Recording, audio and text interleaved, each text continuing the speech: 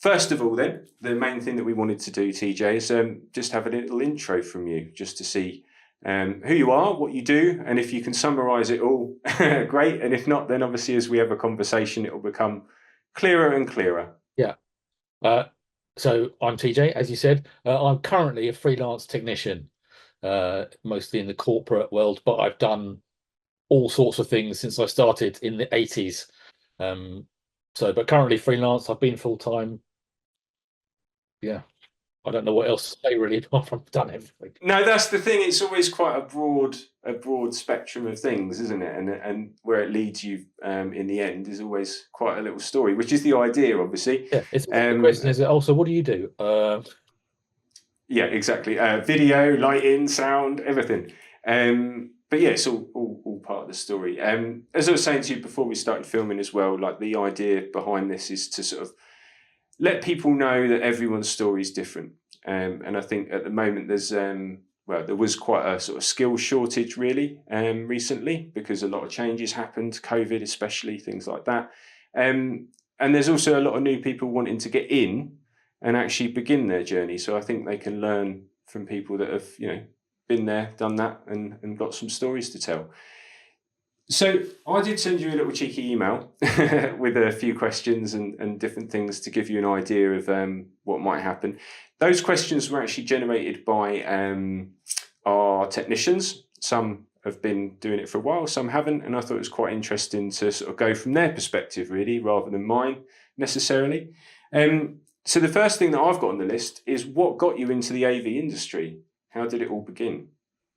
It all began a very long time ago, in the early to mid 80s.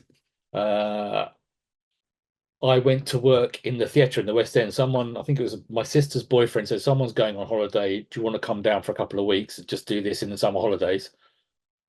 So that's where I first worked as a stagehand. And then from that show, a bit like our industry, everyone goes, oh, we're going over to this show now. Why don't you come over? And they sort of, you start moving in groups of people. And then in the late 80s, when the whole corporate industry sort of kicked off, that's where they took all their skills from. So the sound guys, the lighting boys, the set boys, they all came from the theatre, and we all moved across to this amazing, wonderful thing where we all had luxury hotels and flew around the world and got paid loads of money, which was how it was in the 80s. Basically, it's like, yeah, I'm doing that, and off we went. I'd worked my way fairly high up in the theatre, so I worked full time in the theatre for a theatre company as opposed to for the show. So we'd work 6 days a week, midday to midnight, and we'd get about £90 a week for that. So at the time when they said, do you want to come and do this thing, or we're going to Spain for a couple of weeks, they'll pay for everything, and it's £100 a day. And everyone was like, yeah. So everyone just literally jumped from the theatre into this new corporate thing that was all very glamorous, as we thought. And was that kind of early days? Because obviously with corporate work, like when did that become a thing where businesses didn't just do a projector? Because obviously it was at a certain point, it was literally just slides in a projector. As a slide programmer, that's how I started. Yeah. So, I mean, it was all changing when I started. It had been going for a while, so I would say it started early 80s. Like very early 80s is probably when the true corporate thing started, and people were throwing money at it. We did a car launch for Toyota where the crew went to the Bahamas for a month to shoot the AV and to rigs. It was mad for me. It was like, this is mental.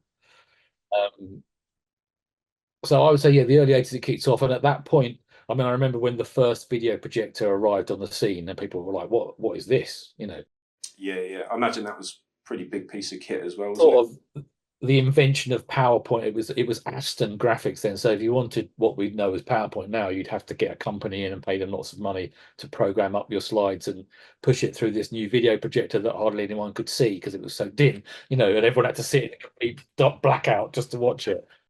What do you do? Like, where's your positioning now then? Like, are you sort of freelance video, or where do you sit? So another really good question. The last I've predominantly been doing camera stuff recently in the sort of recent years. But more and more since COVID, because a lot of I found that quite a few graphics people, computer people got proper jobs during COVID and didn't come back.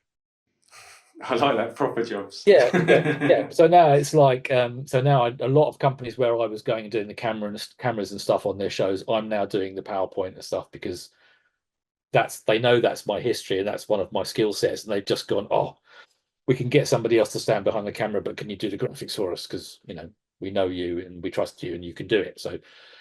So I'm now doing a lot more sort of general video and AV than I was in the previous years. But I don't mind. It's always been a bit of a mixture, but it was predominantly cameras more recently. Mm-hmm.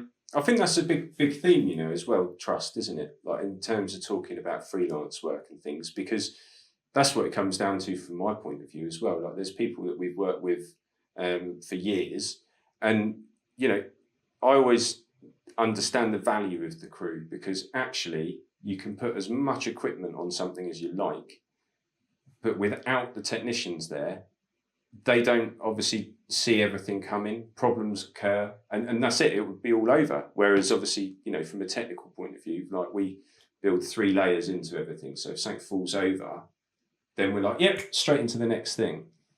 And no one sees it or knows it, but there's like all these little heroes for events that are all in the room. It's the one thing you can't teach is experience. Yeah. And that's where, like you were saying, you're getting a lot of people now going, oh, I've got a degree in events, give me loads of work. And it's like, well, they don't understand why or who and although their knowledge is current, we had it last week where we were about to start a show, big show, and 2 of the projectors, the images were shaking like this. And the guy that was leading the AV, very good, very knowledgeable, very technical, very young. That's not a dig. But was going through all of these things in his knowledge bank. Oh, it could be this, it could be a sync issue, we could have some sort of cable, it might be on the fiber, it might be this, it might be that. But having seen that happen before and looked at the other projectors and just gone, do you think you want to get the air conditioning turned off? Because the projectors got flown on beams and the air conditioning ducts were going, they turned the air conditioning off and it went away. And that's the thing, isn't it? Like you can't, well, it's not really in a textbook, that. No, exactly. It's just things that you've seen before, and that's one of the problems. Like I said, it's trust, and it's people that you've worked with for ages. And I'm having the same thing now, having with my work, predominantly working for 1 or 2 companies, and thinking recently, I need to spread myself a little bit more, generate a bit more work. It's really difficult even for me to get into new companies, because people are booking crew, and I've done it because I've worked full time. You've got your list of people that you use, and they're the first 10, 15 phone calls. Yeah, of course. But that's the trust, isn't it? Exactly. Yeah. And you have to get in there and do some jobs for them. Once go, oh yeah, great. No, yeah, can you do this one next week? And then you're in, and once you're in and rolling, and then off you go. Yeah, that's why it's really difficult to start. That's one of the hardest things if you're just starting. So you were saying there a little bit about sort of hinting maybe towards things that have changed, and looking at like applying your skills into different sort of, I suppose, like different hats, wearing different hats, really. One of the questions that our technicians sort of put forward was a question about what has changed most since you started in the industry, and I suppose that could be broader than just the equipment. Yeah. Everything's changed. I mean, obviously, equipment has got better and better and smaller. So, when I started, it was a 4-man lift to lift a 36-inch monitor. Yeah. And projectors took an hour to warm up. All that sort of stuff. And just the sheer brightness of stuff and what you can do now. You couldn't do then. You had to find some way of doing it, and now you can. So technology obviously has changed massively, and that's a difficult thing to keep up with, because when you're training, or so you would train, or you would train at a company where you'd have access to all of the new equipment, you could play with it, you could work out how it all works. But like for older techs, how do you how do you learn? There's no structure, there's no training really to learn the technology. You're learning it on the job by working it out, which often you don't have time for. Which is where you get a mixture of it, which is good, I suppose, because it means the young guys are coming in with the current knowledge and working with the older guys with the experience, and together they're getting a sort of, that seems to be how crews are now. You go, oh, speak to John, he knows how all of this works. Once he's shown, you'll be great running the show, that sort of thing. Yeah, yeah. Well, it's sort of almost like handing over small parts, isn't it? So in a way, like you've got your broad view of video, for example, and you've got your newer technician taking on the role of pushing the buttons on the switcher, and that's sort of like the first little dip in, isn't it? Yeah, yeah. And also, working with clients, some of the younger guys haven't quite got that rapport going that the older guys have got with clients, and keeping them calm, saying, yeah, no problem. You see a lot of the young guys going, oh, leave me alone, I'm trying to work it out. It's like, don't say that to the client. Like, one of the generic reasons why we're taking time, we'll do that and then we can go and do it. So that's changed a lot, but also I think the professionalism overall has changed. Like when I started, it was all a bit of a laugh. You were doing these huge shows, but it was just, there was no health and safety. Everything was free. It really was like you travel first class or business class, you'd stay in the best accommodation, everything was paid for, no one took it seriously, and then you'd go home. It was crazy. It was a brilliant industry to be in. And now the industry is doing some brilliant stuff, but it's really professional and health and safety, which is the right way to go, obviously. How did that sit like in terms? Because now, for example, rock and roll live music is very separate to corporate. And it's almost like you step into the two different worlds and you can see entirely different workflows and everything else.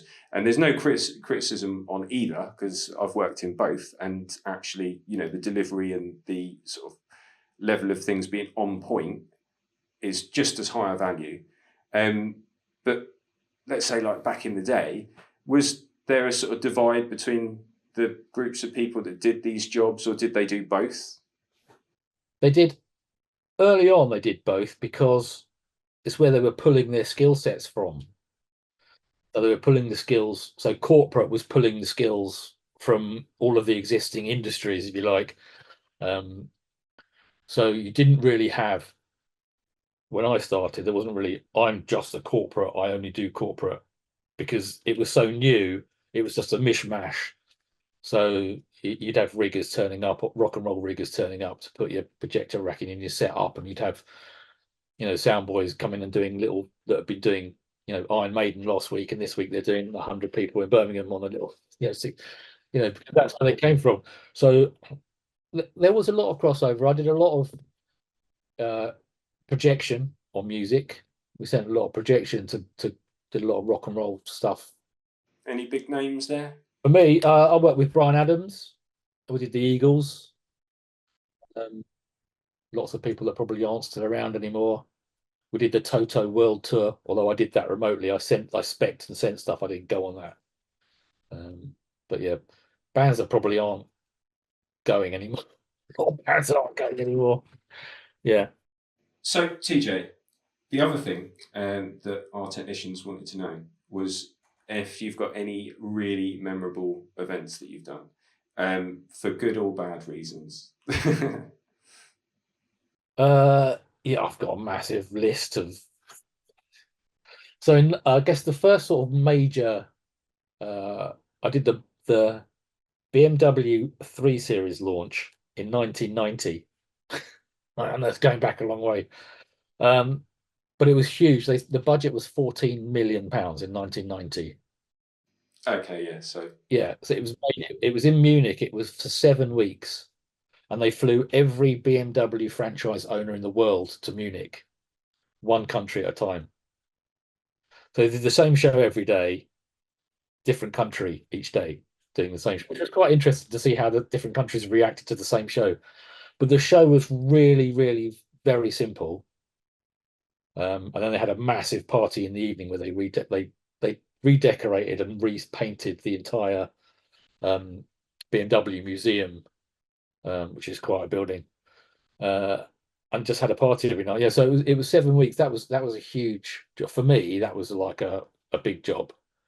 Well, if you was there for 7 weeks as well, like that's Yeah. I did the Southeast Asian Games in Burma more recently. That was 2013, where we were the first international flight into the new airport in a city that they'd created just for this. Well, not just for this, but they just finished it. They had the Asian Games, and then they had the big G7 summit, I think, or some big Asian summit was there. So they basically built a new city in the middle of the jungle. If you looked at Google Maps where we were staying, it was just trees. It was hilarious. So they'd literally, I don't know if you've seen the Top Gear Burma special, oh no, I'm sure loads of people have though. where they're driving down this empty 10-lane motorway, and every quarter of a mile is a police box. So they drag raced down these roads. But that's real. That's where our hotel was, and that road is 10 lanes wide, and it is empty because there's no people. Mad. And so did they build that for that then? Is that what that They was? built this. It's the new city. They've got the new Parliament buildings are there, and it's right in the middle of the country.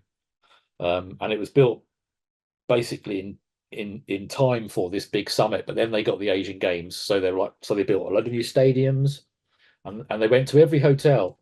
Our hotel was beautiful. It had like 10 rooms around a lake, really pretty. And then the government came in and said, what's your capacity? And they said 50. And they said, well, it needs to be 250. So build 200 rooms in the next 6 weeks, or we'll shut you down. So they built this block of rooms.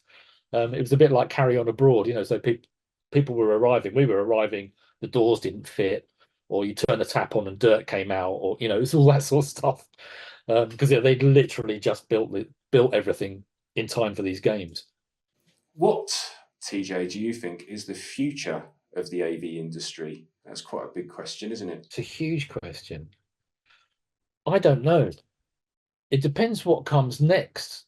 Because obviously the latest thing has been LED, and you need a specific skill set to do that. So I don't do it well.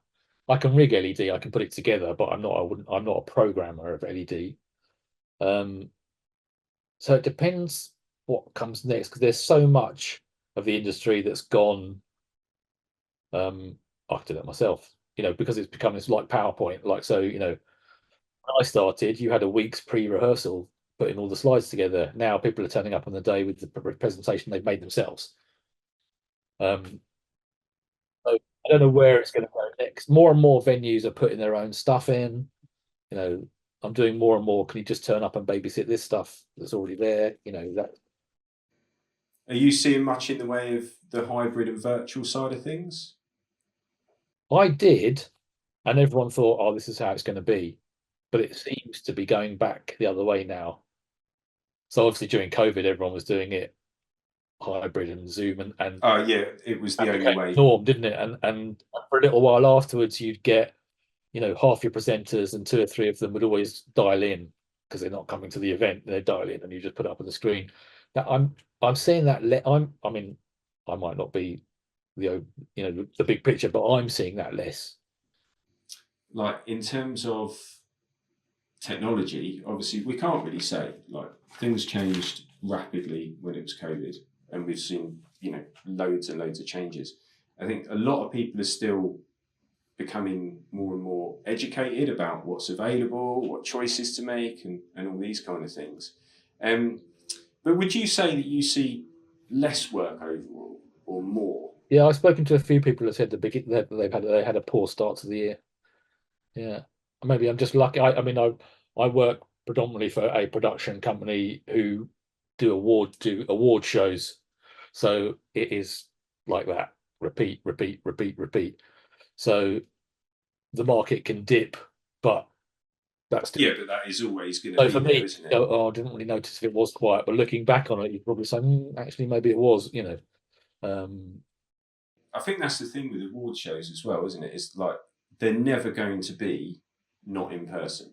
Like you might have a remote caller, you might have someone sort of joining, whatever, but the main point of it is for people to get together and celebrate each other, isn't it? So I think, yeah, that's a pretty standard thing that should just keep rolling around, really. Yeah, yeah. The one thing I'll say about those is not very ambitious people. It is, it's the same show over and over and over and over. It's quite interesting because the same people come to them as well. So the same people come, the audience is the same. I mean, yeah, yeah, oh yeah, we do it over and over and over again, which is great because it makes the job super simple because everyone knows what they're doing. It just flies up. Uh, but yeah, we do about 15 of those. Again, another question put forward by our technicians. Um, Now, what they were saying is, what would be your advice for someone starting in the AV industry now? So let's imagine they've got no background, kind of almost just finished GCSEs, that kind of thing. Like, where should they head? What should they do? Because I think a lot of people would be thinking that they need to go to college or university. And I'm not sure if that's actually, the way I would suggest. But what would you advise? So interestingly, so my stepson has a degree in live event management.